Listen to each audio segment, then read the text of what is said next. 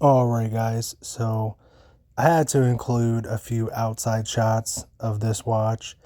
The dial is stunning and just comes to life outside in natural light. My studio lights just don't do it any justice. So here's a few outside shots, um, different angles and stuff like that. You can see it plays nicely in the light. And then we'll go ahead and take it back inside and I'll give you all the details and the breakdown of the watch.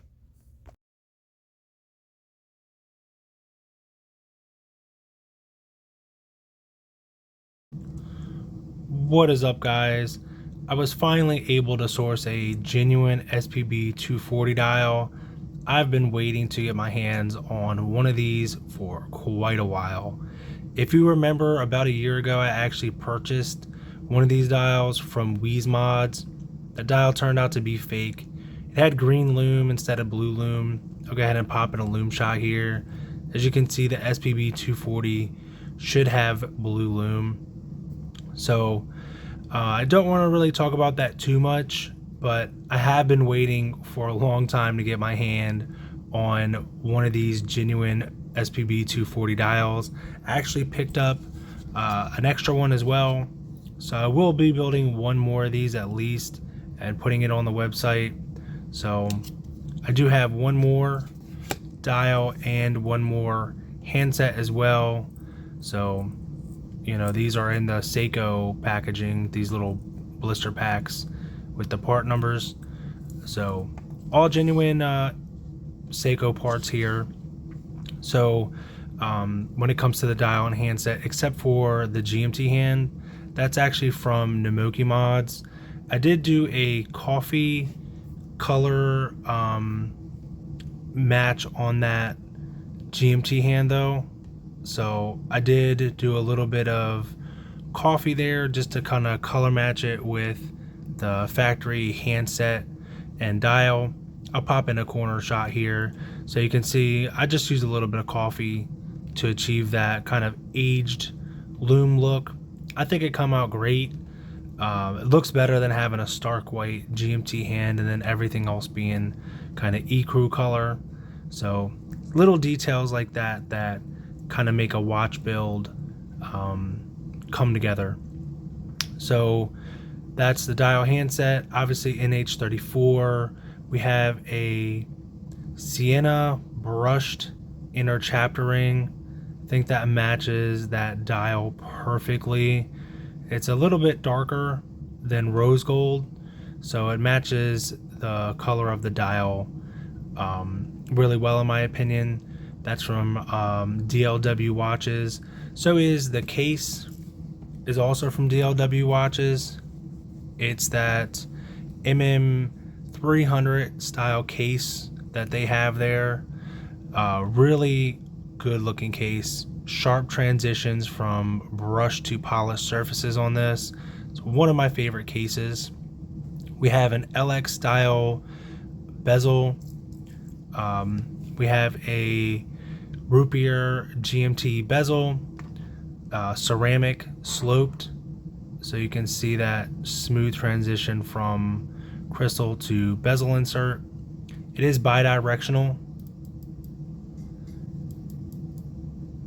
so it has that bi-directional click spring from Crystal Times, and then it does also have a slim case back from Namoki's, bringing that case thickness down quite a bit. And then I paired it up with a single pass NATO strap from Clockwork Synergy.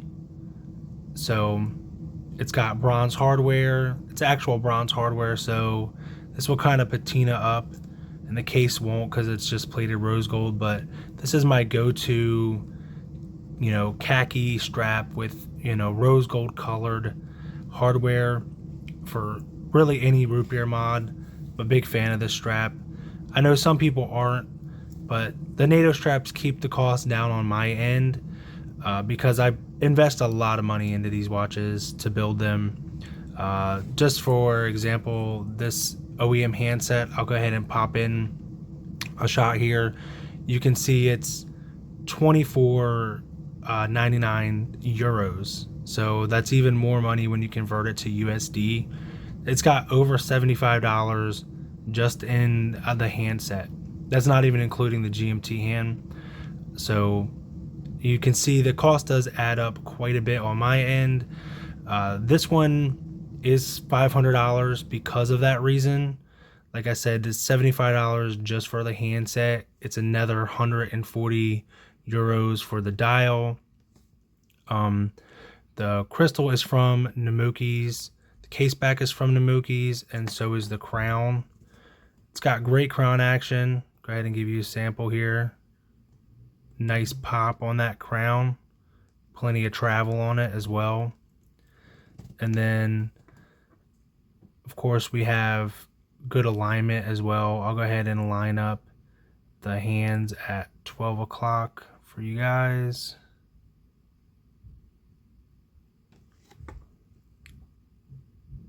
Yeah, that's it. So hopefully you guys can see that alignment there at 12. That's harder to achieve than you might think. I actually have a Seiko that doesn't do that. So not throwing any shade at Seiko, but you know, that might be a little harder to get that aligned than some people might think. Crown pops in great. I forgot one pull out. You can quick set the date or jump your GMT hand just like that. Crown goes back in, screws down, nice and easy. So quick video on this one. Like I said, it is 500 bucks on the site. That is the best price possible. I'm not really making any money on these, but I don't do it to really make money. I just love bringing these watches to life, and I always like seeing them.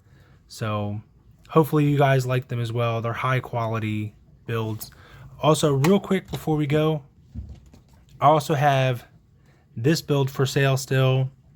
I'm not sure why it's still for sale, because I think it's one of my favorite designs. It is a diver GMT, so you get all the functionality of a diver, but with that inner GMT chapter ring. So you can track your secondary time zone on that inner chapter ring there, and then of course you still have all the functionality of a dive watch. This is a killer design. I'll go ahead and pop in a lume shot of this one as well. This one has BGW9 on the GMT hand and on the lume pip. Really cool dual color lume on this one. So, like I said, this one is still available. I'm lowering the price on this one to $375. Unbelievable price. Same beautiful case from DLW. Dome sapphire crystal with blue anti-reflective coating to tie into the blue elements. Kind of a Rolex Yachtmaster kind of color scheme, but in a GMT. And that sumo dial is a ton of fun. Like I said, textured. Then it's got sun ray pattern on it as well, and a fume fade. So there are those watches. So both of these are still available on the site. Thank you guys for watching, and I'll catch you in the next one.